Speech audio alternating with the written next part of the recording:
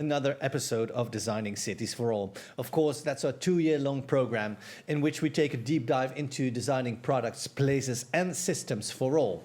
In this triptych, we have got episode 2 of this triptych. It's called Creating Cultures of Care. And in this triptych, we rethink the city from a feminist perspective and also from a care perspective. Because caring cities place people, health and safety and the collective well-being at the heart of decision-making, and emphasizing the value of paid and unpaid care work for all.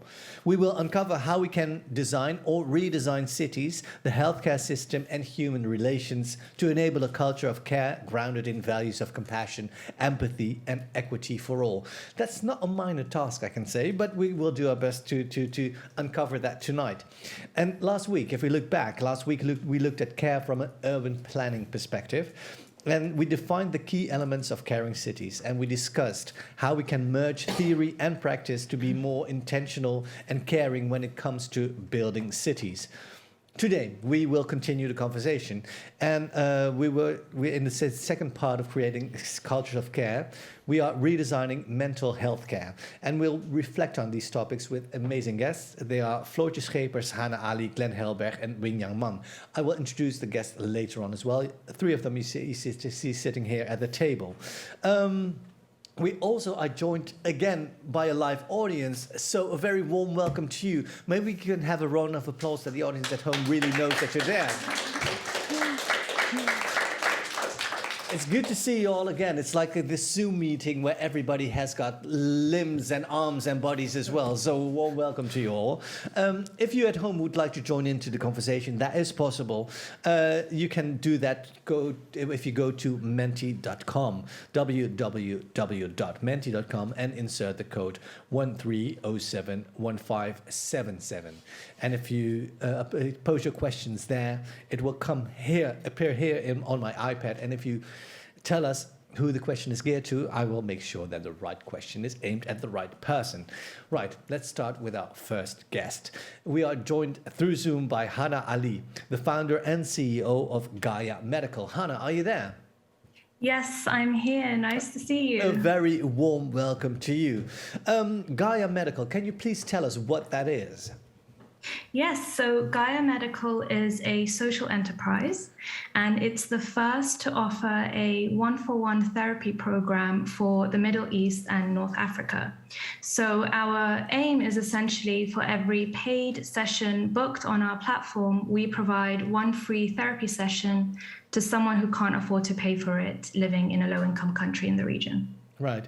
And you were trained in medicine, but now you're a CEO of Gaia. Can you tell us a little bit about the journey that you made? Yes. Well, I went to medical school in Liverpool in the UK, and it was probably around my 3rd year in medical school that I really started to struggle with my mental health. And at the time, there weren't enough support systems in place, I felt, within the medical school to help me continue down that path. So when it came towards my final year in medical school, I was actually working with a digital health startup based in Berlin. I asked if they had a free position open for me. They said yes. So I ended up moving to Berlin and decided to take the route of digital healthcare instead of traditional clinical medicine. And it was within my time in Berlin that I fell in love with digital health. And during that time, I came up with the idea of Gaia Medical, and here we are today. It sounds amazing. We'll talk about the pros and cons of digital healthcare as well. But can you tell us a little bit more about Gaia Medical? Because it provides online therapy with a humanitarian switch, if I'm correct. And can you tell us more about that approach to mental health care? Yes, absolutely. So I'm very fortunate to have lived in the UK and in Europe for most of my life, where access to mental health care is far more easily accessible than areas in the Middle East, particularly war-torn areas like Iraq. I'm actually from Iraq originally, and I have a lot of family living there, including my parents. So whenever I would go back to visit every year, I would see firsthand how little access they had to mental health support. And I believe in 2017, the WHO estimated that for every 1 million people living in Iraq, there were less than 5 working psychiatrists and psychologists available to help. So it was evident that something needed to be done in the region. And the approach, well, the birth of Gaia Medical really was founded on the basis of how can we help the most underserved communities in the world through social enterprise. Right. And can you tell us a little bit about the professionals that work for Gaia Medical? What are their backgrounds? So we work with therapists based in the UK who have trained in the UK and currently reside in the UK. Reason being, it's quite difficult to work with therapists on the ground in Iraq due to the political situation and the government situation at the moment.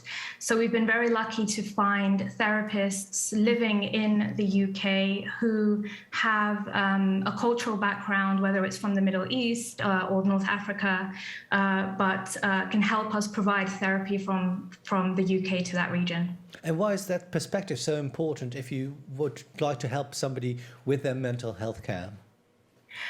I think there are very unique cultural difficulties that you find, particularly in the Middle East and North Africa. Every community has its own specific difficulties within the culture.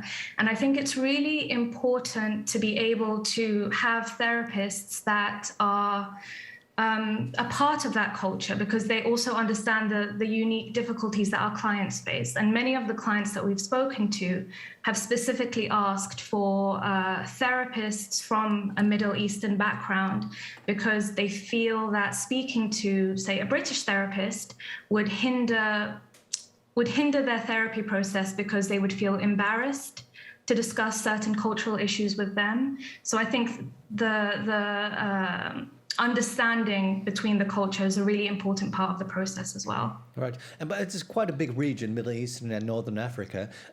Is it possible to cater to everybody, because the cultural differences within that region itself are big as well? How do you supply a therapist for everybody there? Well, it's a very good question, and it's something that we're hoping to work towards. At the moment, we're trying to focus most of our efforts within Iraq, which is, where I'm from, where I have the most cultural understanding and background. But in terms of therapists, we just have to essentially work with what we have, and it's difficult to find an Iraqi therapist who's trained in the UK to only serve the Iraqi region. But we often find that many of the cultural difficulties faced within the region are quite similar from country to country. Right. And my final question for this part is, can you tell us a bit about the challenges that you have to face while working with Gaia?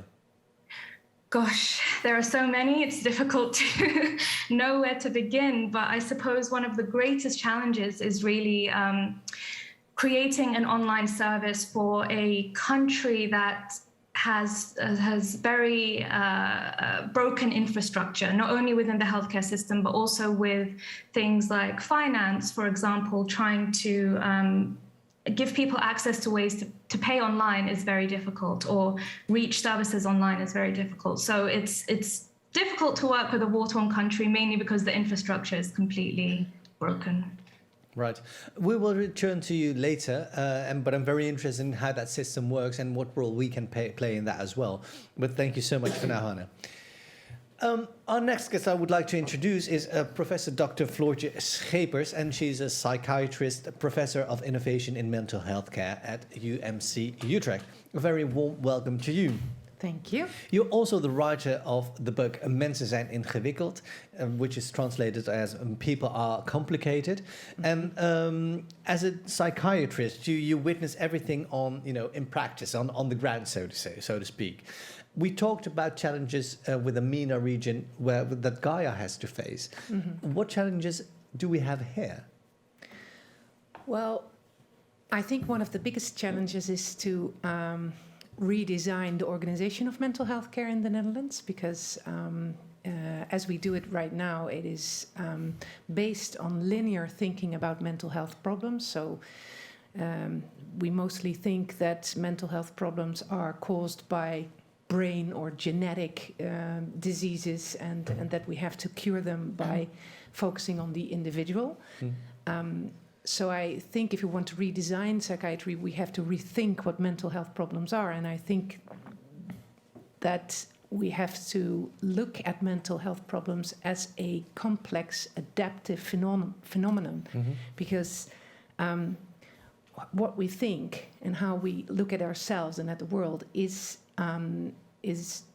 developing in the interactions we have with that world.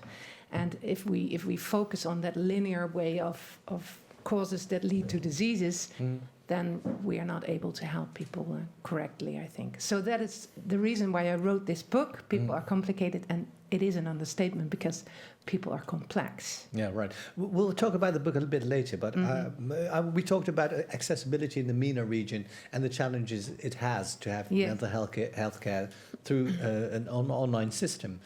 Here in the Netherlands, we've got challenges as well about accessibility because the waiting lists are immense. If you look at a systemic point of view, why doesn't the system work in Holland? Why doesn't it work? Because of this stupid idea that we can fix individuals without focusing on the context as well. So we try to fix everything in a mental health hospital, but we need the people that are around our patients, and we need good job coaches, and we need good homes for these people, or less stress about finance problems they have. So we try to look at these problems as if they are from the individual, but there's a lot of stress around these people, and if we don't take that into account, then they will stick in this mental health care organization, and that will create waiting lists because we don't have enough psychiatrists and psychologists to solve all these problems. I'm under the impression that COVID brought us to the brink of change, there where we saw that the financial system doesn't work, like the consumerism was being criticized. 2 years ago, I thought maybe systemic change can happen. Now, 2 years on, we see that we are racing back to what we knew as the normal. Yes. So is it feasible, is it thinkable that a system like you describe and an approach to mental health and seeing it as an individual problem caused by a whole system, is it feasible that understanding will change the system, or is that just an illusion? No, I think we can change it by change our way of thinking. If we think in networks, if we think in holistic approaches to people, and what we can see as sources of power for these people, like the connections they have with their neighbors or their family members or school or work, and we use that power, then there's less to be done for the psychiatrist. How can you use that? What can you do in order to use that power that you describe? We have to explain to people that mental problems are complex and need a lot of effort from this person, him or herself. So in this society, we created, I don't know the English word, the maakbaarheidssociety. Everything's creatable. That everything is creatable. So people come to the mental health care hospitals with the question, what's wrong with me? And fix it. Give me medication or therapy so I can go on with my life. Yeah. But sometimes you have to change your life, and it's hard work. And if we go along with the illusion of fixing things, then but we live in a society of winners, and we live in a society where everything is accessible. At least that's what it is being sold. That will not change, not with the government that we have, not with the state of mind that we have, and not with the economic system that we have.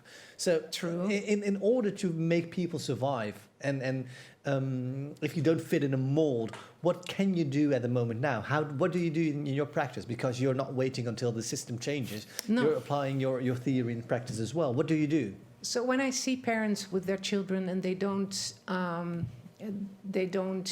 get along at school because their figures are too low, oh, I think the parents think the figures are too low, but maybe it's what it is.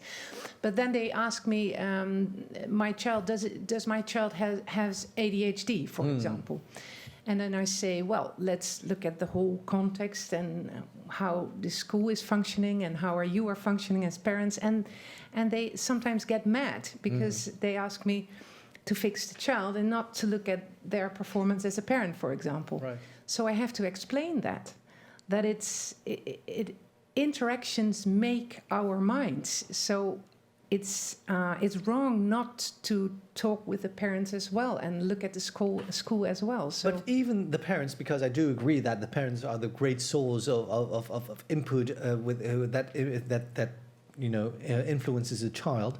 But if a child doesn't function in school because the system is geared in a certain way with certain kinds of grades and certain ways of testing, you cannot change that. So is the message to the parents to a child will not be successful in the academic sense because they don't fit the mold that we've created here in the Western world? Yeah, maybe that's the message, but you can also try to get the parents and the teachers and the whole system in the room and discuss what is needed to let this child flourish. So and does that work? It works, yes, it works, but it's hard work and it takes time. And it takes understanding from people that are willing to change, because even schools have to change or adapt their systems in order to cater to that individual, and that's probably difficult or not. It is very difficult, but if you explain that interactions are the cause of dysregulation, then you can also explain that interactions are the solution. Yeah. So you need the school and you need the parents to get through that, to get at that child. What's the response to your book? Because in your book you explore those ideas. What's the response to the book? Most of the people think it's very positive. It gives hope, but there are also professionals that base their careers on being the ADHD expert or the autism expert, and they think it's maybe, well, I make it too complicated. Right. Yeah. Because if you can focus on one problem and solve that problem, and the organization of mental health care organized in different compartments. Compartments is very easy to do. And it's much more difficult to look at it as a complex system. Right. Yeah. Again, we will return to you later as well, but our third guest, warm welcome to you, is Wing Young Man. Thank you. And you're the founder of the School for Millennials, and you're the host of It's All Mental. Let's start with the School for Millennials. What is that? It's a school I designed for the millennial generation. I think the youngest is about 20, the oldest about 40. I guess. And so it's a long range, and there's a lot of differences, of course, also in age. But there's a specific reason why you thought that millennials deserve their own school, quote unquote. Yeah, I think, I'm one millennial, and as mostly based on my personal story that I got burned out after a corporate career. And I realized a lot of the things that I had to deal with or that caused me in my burnout, I did not learn at school, basically. And what are those things? So I think being resilient, for example, I think this generation is growing up between the analog and the digital generation. Well, the first digital generation with internet, and a lot of things has changed in how we deal with things. If you look at, for example, how we search for things, we already talked about today and before, like in. I'm not sure we're getting dumber, but everything we can search on Google, right? We don't have to learn these things anymore, or how to deal with the many choices that we have, or it seems to be that we have many choices and then we can create our own lives. But is that really so? And if we don't succeed, what does that mean? And I think we deal with a lot of, let's say, expectations, what we think we have from our parents' generation, being successful, having a good job, making money, doing what you love, being happy, and all these things. But nobody taught us how. And well, the thing is, because I'm playing devil's advocate now. What the thing is, the millennials are raised to protected. They never learn to deal with setbacks. It was made too easy. But is that our fault? Oh, but whose fault is it then? I don't know. I think we are in some way protected. As in, we had little chance for failure, and as I think the younger generation becomes, yes, things are really thought out already and things have already been done before. And therefore, it's harder to have setbacks or to deal with that. And that, yes, that causes a lot of stress. But then again, like these setbacks are different than probably from what our parents experienced.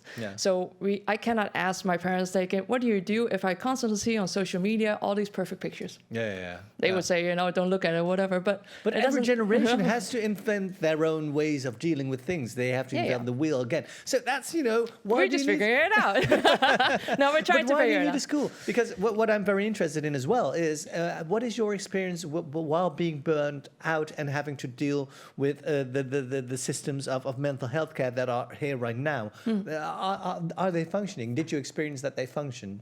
So I do think if we're talking about redesigning mental health care, I do think in systems basically that we should, of course, change the system. If you look at it now, like in education, what is a diploma worth right now? So you can have like 2 master's diploma and you still might not get a job. Right. So what is it worth right now? And do you really learn the skills that you need to learn to survive in life? For example, how to deal with money, how to deal with these choices, how to deal with time management, for example. But that's a thing that every generation has to learn. And so that's... But the things are going faster, I would say, don't you think? I don't know, maybe you're maybe right. Say, for me, like, yes, when I was younger and there was just a TV, I could just have to wait for another week to watch a new episode of my favorite series. Yes, it's a different time of life. But now everything, we can binge things, basically. Right. I can put a button on now and I can watch the whole series, the whole season, right? But even that is being served to you on a silver plate. It's not about being served. It's more like, I think as a young person, you get influenced by your environment, of course. You know, you measure yourself by your environment. Are you successful or not? Yeah. And I think... when we don't have time to think, and that's what I do think what we should do, have more time to think and to self-reflect, but that's really hard. So let's say, how often are we off without a phone, without nothing? I think only under the shower because there's nothing else then. But that's the only time. I'm listening to podcasts in the shower. So do you? Oh, God. Oh, God, that's a bit too much information, I realize. So when do you actually let your mind settle? Or maybe when you're sleeping. And then... if you decide, okay, this is important to me, this is what I want, then dare to come out with it. So, for example, if I dare to come out, as an example, I know right now that says, let's say I don't want to have a relationship or I don't want to have children. There's always a party, well, from the previous, let's say my parents would say, why? That's, you know, that's how we were designed for. But also there's another generation that might say, yes, I agree. But if you put it online, for example, you see hate comments. Would you dare to come out with that? And maybe you become different and then you feel isolated because you might feel that you're alone in this situation. And I do think, especially now with the pandemic and living very much in a bubble, not being in contact with other people, but also online, it's really hard to have a conversation about these hard things and to connect. But then again, I think that the generation, and I think that's applaudable as well, that mental health is more openly discussed with the millennials than it was previously, or am I not correct? That's correct. Yes, it's, fortunately, yes. So when I think I got burned out like six years ago, for me, mental health is like, I need to go to a psychologist, I'm sick. That's the thing. And I think mental health is a stretch. You have physical health, so we understand fitness, but mental health is not visible, and we don't always wear it. So let's say if I have a broken leg, people will understand, oh, you need to rest, you need to recover. If I get a burnout, you might not see it from me. But then people would say, why do you need to recover? Why do you need to go home? And then it's easily to get influenced. Okay, maybe I'm not sick because it's not physical, I cannot touch it. And that's why I do think it's good that it's more aware, that we create more awareness. But I think we want to prevent the step that we have to go for real expertise, expert help. So simple things as in just asking someone, how are you doing? How do you feel? Really taking the time to listen. I think that already helps. And I think in that sense, we need to create a system where we take care of each other again. And take time for that, because I do understand what you say about the speed in society. But you listen to podcasts in the shower. Why? Because I can't stand the silence. Okay, see, there you go. That's already too much one information thing. again. No, it's not about me. Talk to me about It's All Mental, because you're the host, and it focuses on mental health in Asian cultures. Yes. And why that specific? also it comes from a personal experience, but I think for me, one of the reasons I got burned out is so my parents are Chinese and they migrated here, and I was raised here, and I felt like even as being a millennial, you're already lost in this world, you know, whatever you do. I felt more lost because I did not feel like I belonged to the culture of my parents, basically. And it's also hard to find a place here in the Netherlands because I'm not white. So when I was younger, I grew up in a white village, so I really wanted to become white, basically one of the white kids to fit in. And that's natural. When studying, same thing. And I think, so as a first generation, let's say from a migrant background, I think it's really hard to find that new identity. What is that? Who are you? And then you're maybe not seen as one of the Dutch people, you know? So unfortunately, I got discriminated more than I thought, and it actually had a lot of impact on me. Yeah, I can imagine that, and even that is something that happens, but you don't store that consciously as well. No. It happens and you just put it away somewhere else. Thank you for now. We will return to you as well. Our fourth guest is Glen Helberg, who is a psychiatrist and also an author of the book Als ik luister, which is translated as If I Listen. You've heard several stories, and you're like the Nestor of this table, and that's an honorable title. What is your impression if you hear all these different forms of mental health care, and the barriers that have been brought up here? To start with, my heart is really beating very hard. I don't know what it is. Is that anxiety? Is that of hearing all these things? Is that feeling that a new future we really have a new beginning? You know, we're looking at the past, and by hearing you and hearing the Gaia experience and your experience, I think a lot is going on. And it's not for nothing, because we're in a crisis as people. And we need to do something, because the old structures in which we worked don't work. You know, as a joke, you were teasing when young a little bit, like, yes, you guys have everything. But the thing is that, of course, the millennials feel that they're not complete. And when you're not complete, then you're going to search. But what's the cause of that feeling? Why do millennials, when they've got access to everything, still have the feeling that they're not complete? Because one of the things I think is that from the Renaissance, we started thinking that our brain, and especially the cognitive part of it, that's the most important one. And since colonialism, we started I say dehumanize people, because when we say the brain is important and we don't see in perspective that the body is there and the emotions are there, then we're dehumanizing at that moment our people. Yeah. But we think we dehumanize black people, we think we dehumanize colored people, but we're dehumanizing people. And one of the things that the millennials have to learn, and we all have to learn, is to come in contact with our body and feelings again, because everything happens in the body. So when you feel stressed out, we call it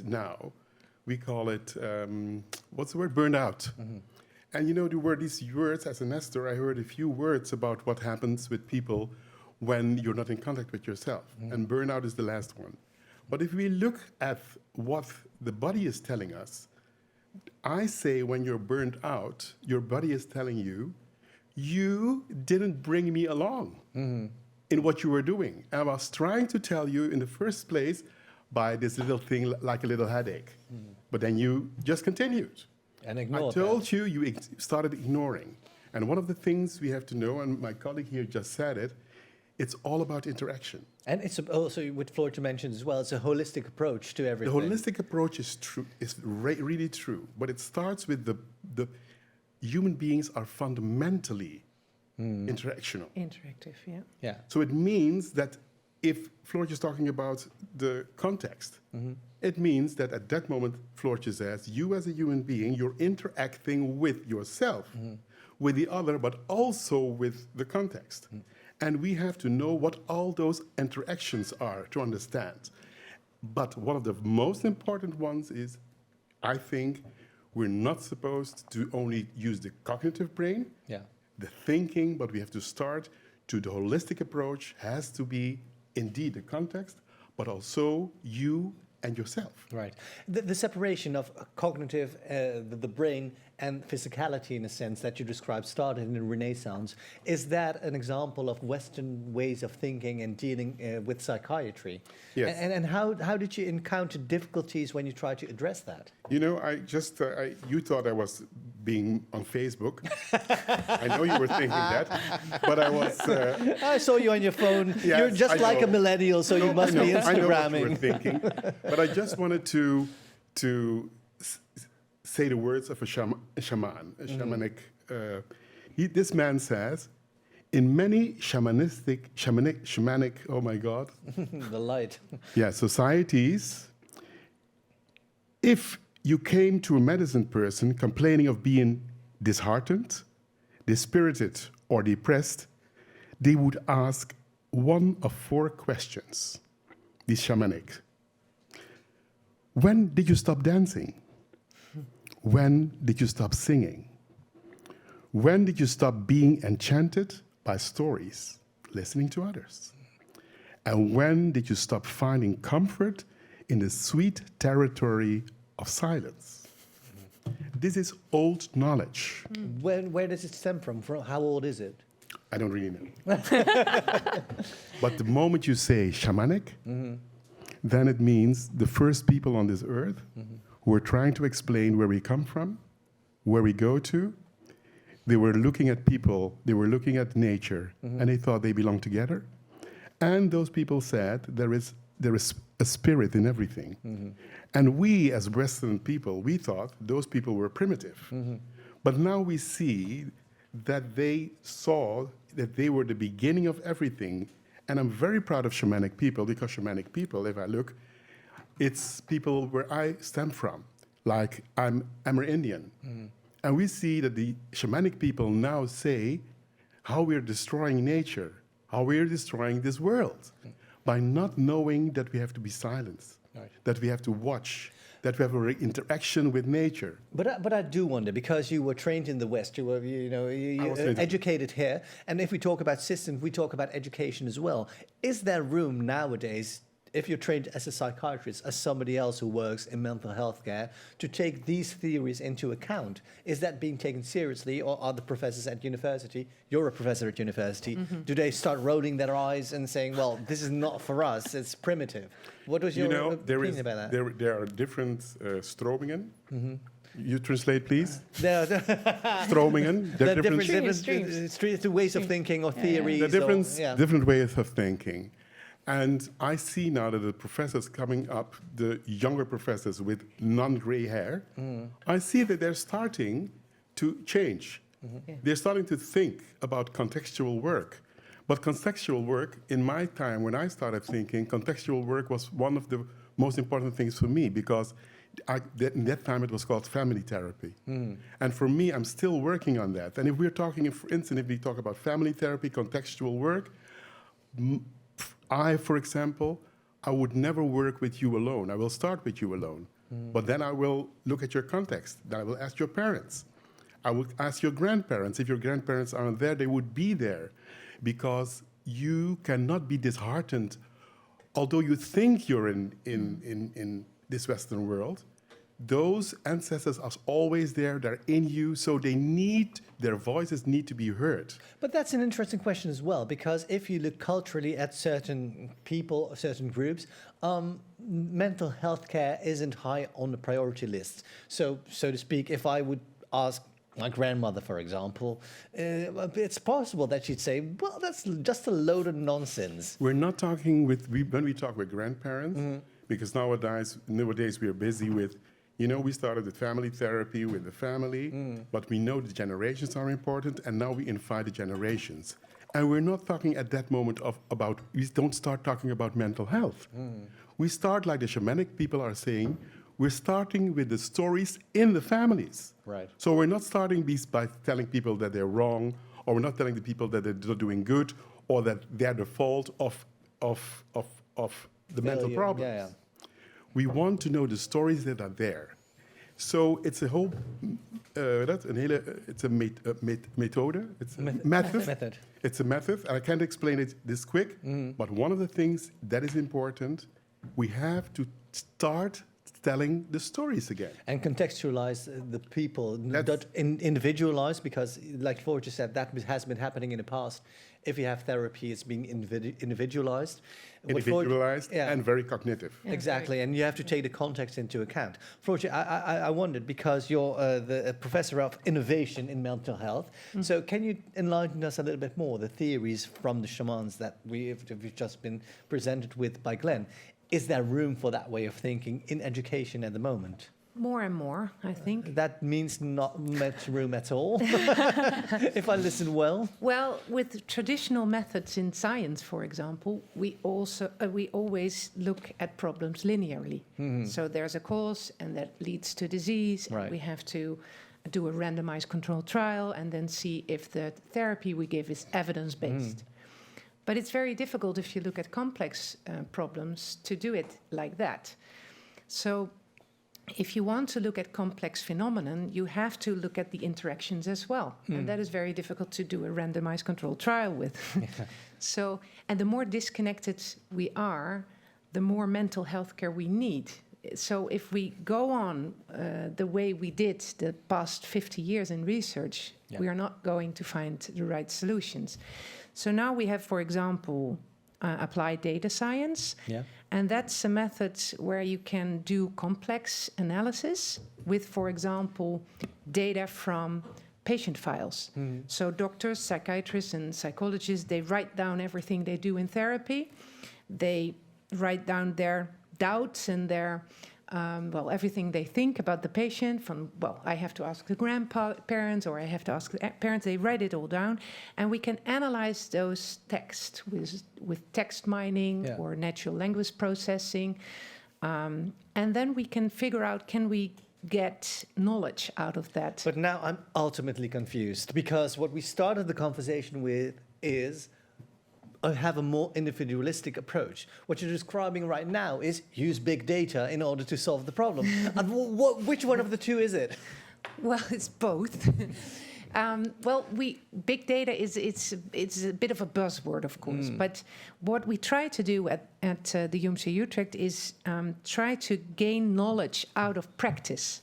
So that's where we use applied data science methods to analyze that practice. And that's difficult. And for example, we also created a story bank psychiatry, and that's where patients, but also caregivers, informal caregivers, but also psychiatrists can donate their story about care, how they perceive care or receive care, and what it means to them. And then we analyze those stories. Those are stories of 50 pages transcripts in a database, and we try to figure out what creates value for these patients. What are the most important themes in their lives? Can like you share shame and Can you share results already? What comes from the I have database? a question. One second, because I would like to involve Hana as well, who's still here with us. But can you share the first results? Then I go to Hana, and then we've got time for your questions. Well, some of the first results, for example, are that if we let people just tell their story without asking for symptoms and thinking of classifications in our differential diagnosis in our heads, then people tell us something about being lonely, being disconnected with nature, with their family, with friends.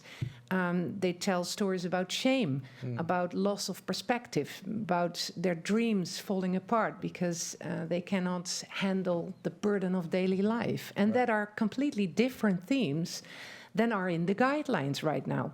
Because in the guidelines there are symptoms like not being able to sleep, not being able to eat, feeling depressed, having psychotic symptoms, and if you have more than 6, then we call it a depression, and then we have medication and cognitive therapy to work on your negative thoughts, and all the other things about shame and being alone and disconnected is not in the guideline. Right. So we don't treat that. And we have to have an innovation there as well. Yeah. Hana, I would like to go to you because we will return to this topic as well, and there's room for your questions as well. But Hana, you specialize in online therapy and technology. We talked about innovation as well. Can you tell us what makes online therapy different than therapy in person? And are there pros or are there cons? Oh, your sound is off. Oh, now it's... No? Yeah, you're on. Yeah, you're back on. Yes, absolutely. I mean, I think with every form of treatment, every form of therapy, there are always pros and cons. And when it comes to physical therapy versus online therapy, I would say probably collectively, most people would agree that if you have access to physical therapy, one-to-one, face-to-face therapy is the better approach. You know, there are cues that you can take from the client, there's a better interaction that you can have between the therapist and the client. But where online therapy comes in handy, which we've seen within the pandemic as well, is when there's a lack of access to that face-to-face therapy. So I would say the pros and cons are really weighed up depending on access, really, and what people can access. Right.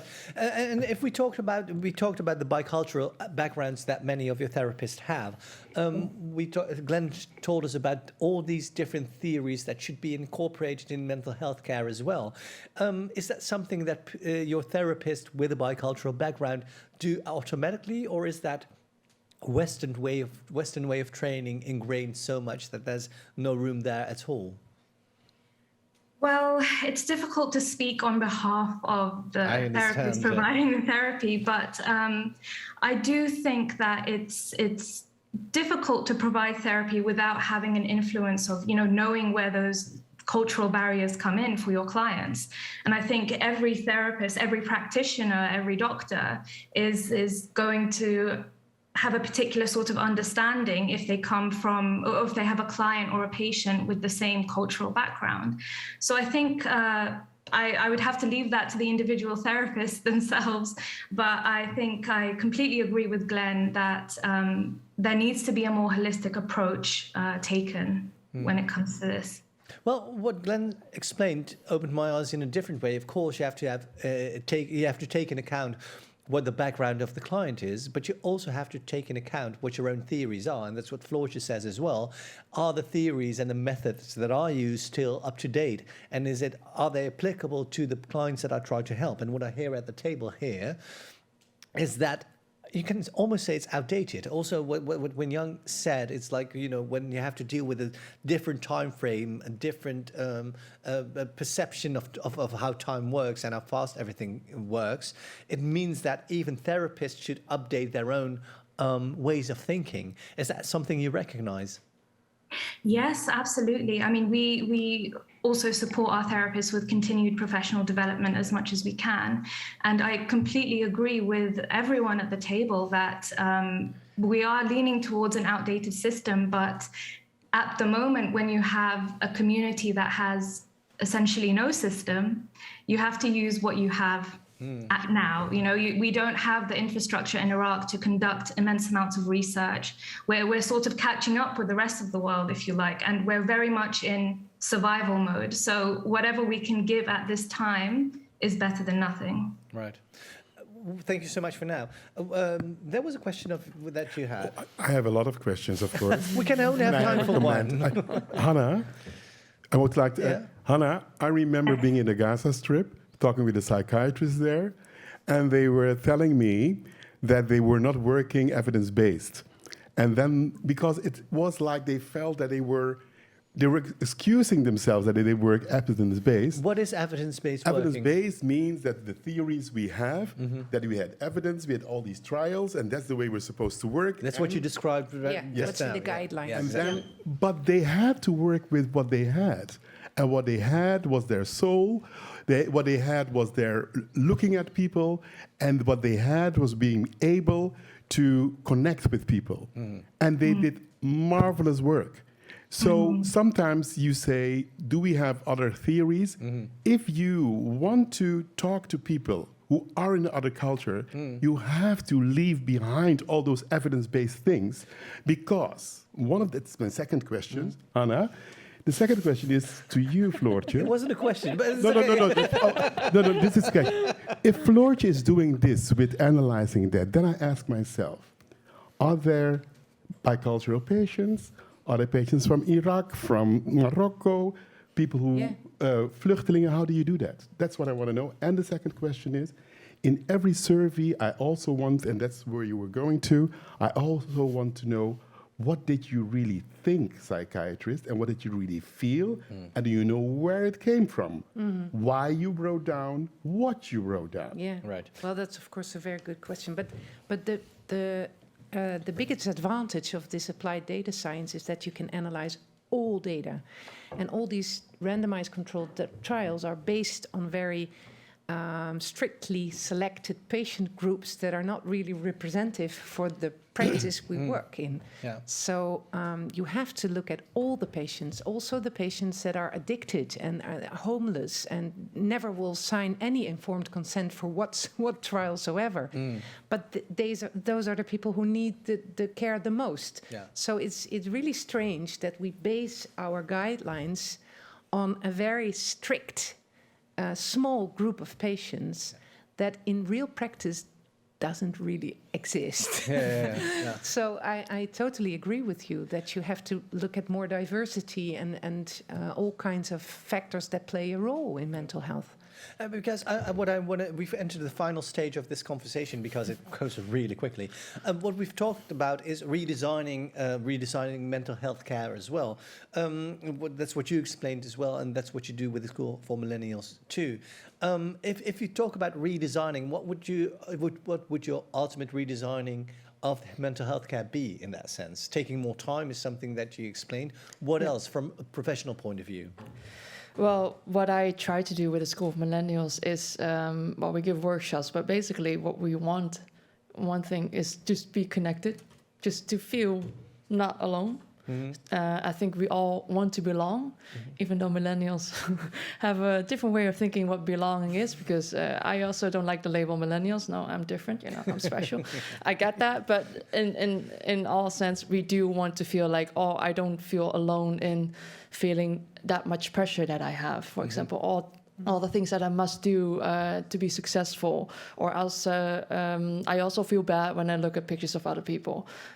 I doubt myself a lot, for example. But what needs to be redesigned in order to deal with those themes? I think there needs space and time for people to actually unwind and not to be not connected online, but really be physical space. And what you just said, what we all agreed on, it's not only about the mind. I think, the burnout, I totally agree, is ignoring your body and just really feeling together, what do we feel? How do I feel? Do I feel okay? And not to be scared of not feeling okay. And even though how hard it is, still try to open up about it, or at least ask someone. And don't just say, okay, I'm sorry for you, but bye. But really just have this conversation. And even if it's just being in silence together. That human interaction that has been mentioned is important here as well in the example that you give. And creating these communities or bringing people together like this, for example.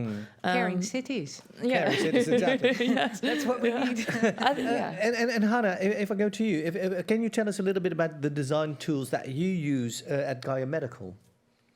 Yes, so I have a bit of a background in UX design, which is user experience design, and I've learned a bit about design thinking.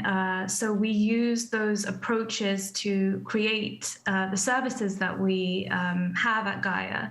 And essentially the biggest takeaway that I've taken from those design thinking principles is that the user of your service should always be at the center of what you're doing. They should always be connected to the service that you're creating. You should always be receiving feedback.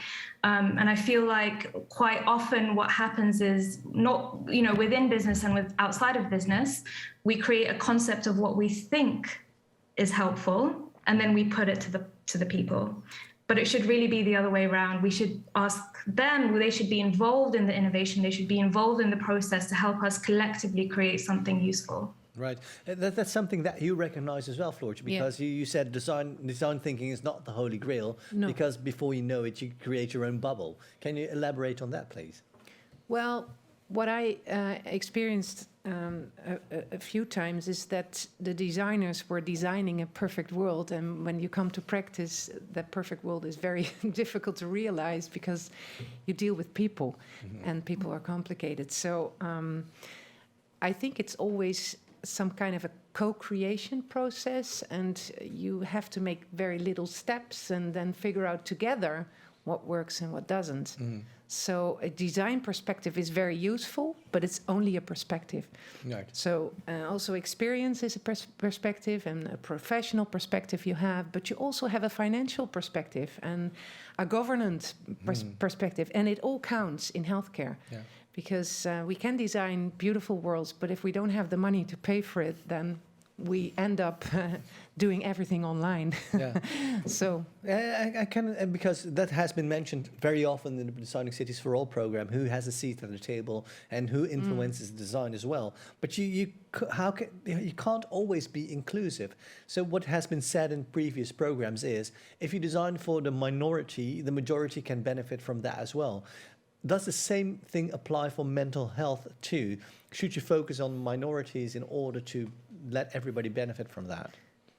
I don't know. It's suggesting that we have to help the minority to catch up with the rest, but I think we have to embrace diversity. Not necessarily so. What it says is that you don't take the majority that perspective as a starting point. You take the perspective of a minority as a starting point. Let's give an example. When a sneaker was being designed for people who couldn't tie their shoelaces, it was a new sneaker where you just have to put your foot in and it clicks into the shoe.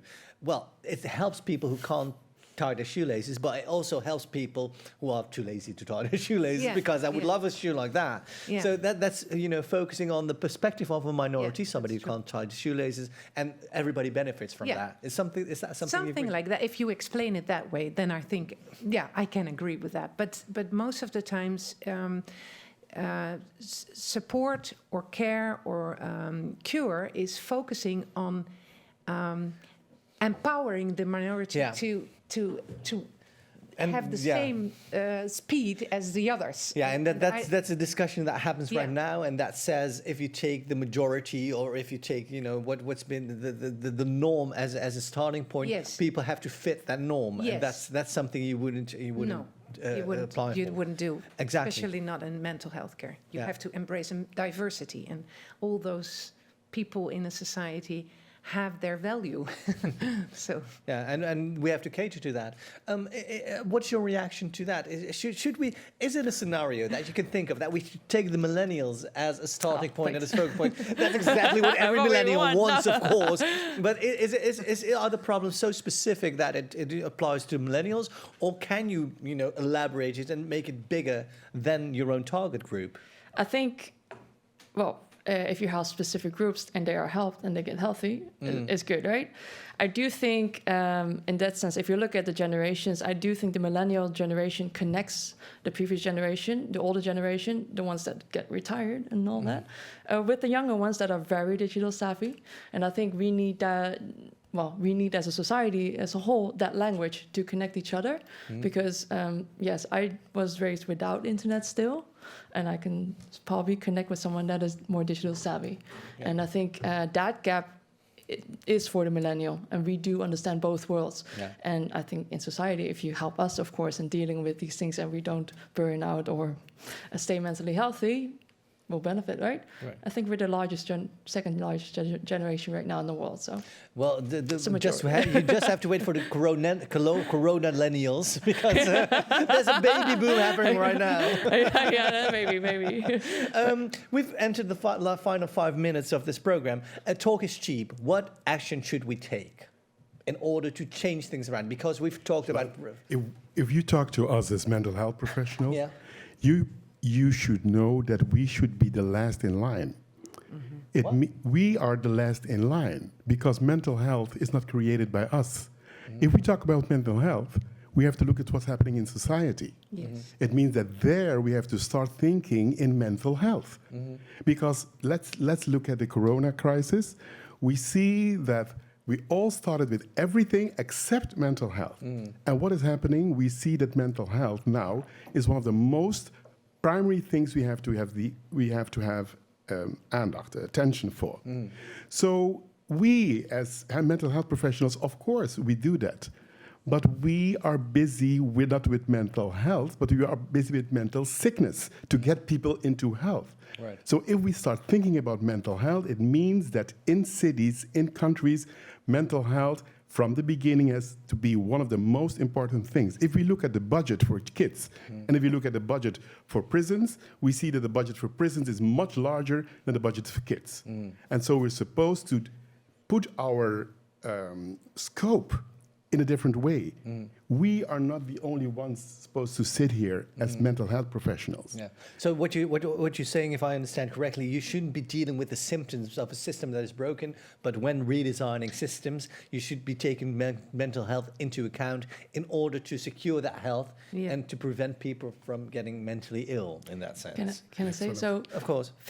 We understand physical health, right? Eating healthy and doing workouts and all that. But mental health, what tools do we have in society, basically? What? Well, that's something that's very trendy. So we all listen to the podcast. To the podcast. We all, do the yoga, mindfulness. Yes. We all know that. What to do. Yeah, do we? I don't know. We know that, but we only use it when it's too late. Which bubble knows that? Yeah. That is true. We're supposed really to, I agree totally with you, and we say it's there for physical health, but not even for physical health it's there. No. So we have to start thinking about health. Yeah. What are we doing? Because if we look, for instance, I just went to a little place, and the people are eating healthy there, and in the booklet was said that there was no McDonald's there, but I came into that little city, and there the McDonald's was. So I said, oh, the cholesterol is coming, hypertension is coming, everything is coming. So in our economic system, we introduce a lot of unhealthy things for the money. But we love, as a people, we love unhealthy things. We consciously chose. But we need to be protected for that. For example, internet everywhere, Wi-Fi. Yeah.